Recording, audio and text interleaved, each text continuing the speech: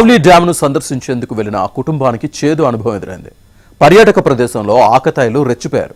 ఇదేంటని ప్రశ్నించిన ఆ మహిళపై అసభ్య పదజాలంతో విరుచుకుపడ్డారు. ఇక అంతేనా, సినీ ఫక్కీలో వారి కారును వెంటాడారు.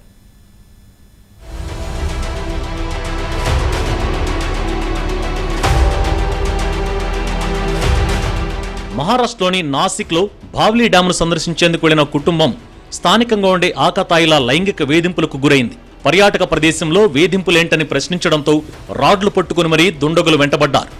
లోకల్గా ఉండే తమనే ప్రశ్నిస్తారా అంటూ దాడికి ప్రయత్నించారు. వెంటనే స్థానిక పోలీసులకు ఫిర్యాదు చేయడంతో 9 మందిని అదుపులోకి తీసుకున్నారు. నిత్యం రద్దీగా ఉండే భావ్లీ డ్యాం వద్ద పర్యాటకులకు రక్షణ లేదని టూరిస్టులు ఆరోపిస్తున్నారు.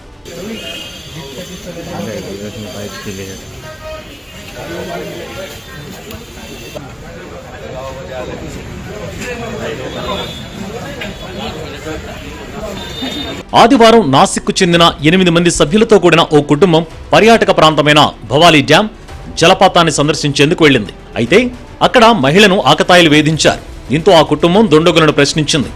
ఇదే వారు చేసిన తప్పుగా భావించారు ఆకతాయిలు. అంతే, అప్పటి వరకు అక్కడ నుంచి వెళ్లిపోయిన ఆకతాయిలు బైక్లపై వెంటపడి 15 కిలోమీటర్ల దూరం వరకు వెంబడించి వారు ప్రయాణిస్తున్న కారును అడ్డగించి అద్దాలను ధ్వంసం చేశారు. భయాందోళనకు గురైన కుటుంబం నేరుగా నాసిక్లోని అంబాద్ పోలీస్ స్టేషన్కు చేరుకుని ఫిర్యాదు చేసింది. అనంతరం ఈ కేసును ఇగత్పురి పోలీస్ స్టేషన్కు బదిలీ చేశారు. ఈ ఘటనపై పోలీసులు హత్యాయత్నం, దోపిడీ, మహిళ గౌరవాన్ని అవమానించడం వంటి అభియోగాల కింద కేసు నమోదు చేసి దర్యాప్తు కొనసాగిస్తున్నారు.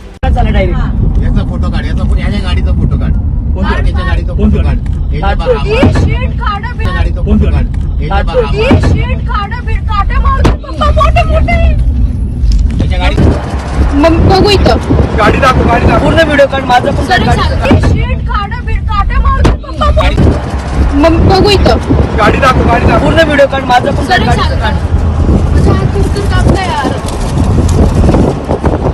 8 మందితో తమ కుటుంబం భవాలీ డ్యాంకు వెళ్లిందని, ఈ క్రమంలో 2 యువకులు అసభ్య వ్యాఖ్యలు చేశారని మహిళ తెలిపింది. దీంతో వారిని నివారించే ప్రయత్నం చేశానన్నారు. అయితే అప్పటికి వెళ్లిపోయిన వారు సమీప గ్రామం నుంచి ఒక 10 మందిని వెంటేసుకుని తమ కుటుంబంపై దాడి చేశారని తెలిపింది ఆ మహిళ. మేము నాసిక్కి తిరిగి వెళ్లడానికి ప్రారంభించినప్పుడు ఒక కారు తమ మార్గాన్ని అడ్డుకునేందుకు ఇనపరాడ్లతో వెంటాడారని తెలిపింది. మా వాహనం ఆగినప్పుడు వారు దాడి చేశారని తెలిపింది. తామంతా అతి కష్టం మీద నాసిక్కు చేరుకుని ఎఫ్ఐఆర్ నమోదు చేశామన్నారు. टू व्हीलर वाले बाइक जो रोड देखा आपने, वो वीडियो तो वायरल हुआ है, वो लोग बलेनो और काफी लोग हमारे पीछे पीछे आ ही रहे थे. आके फिर उन्होंने बच्चों के ऊपर पीछे से रोड मारी. फिर हमने वीडियो वगैरह वो निकाली. फिर टोल नाका तक पहुंचे. जहां हमको ट्रैफिक दिख रही थी वहां पे आके वो ठोक रहे थे, मार ही रहे थे. रुकने का तो नाम ही नहीं. उसमें हमने पुलिस लोगों को भी काफी कांटेक्ट किए, फोन वगैरह किए, सबके कॉल्स आ रहे थे, पर हमारे एग्जैक्ट लोकेशन हमारा खुद का भी नहीं था क्योंकि हम आगे आगे जा रहे थे. तो पुलिस भी आके रुक भी नहीं सकते थे एक जगह पर. तो हम टोल नाका तक गए, वहाँ पे टोल भी हमने तोड़ा. वहाँ पे गाड़ी पे लटके एक लोग आगे से कांच फोड़ रहे थे. वो हमारा 25 से 30 किलोमीटर तक हमारा पीछा कर रहे थे. ఈ వెంటాడడం ఒక భయంకరమైన అనుభవంగా పేర్కొన్నారు బాధితురాలి భర్త. టోల్ ప్లాజా దాటుతుండగా ఒక కారు వచ్చి అందులోని వ్యక్తులు తమపై దాడి చేయడం ప్రారంభించారన్నారు.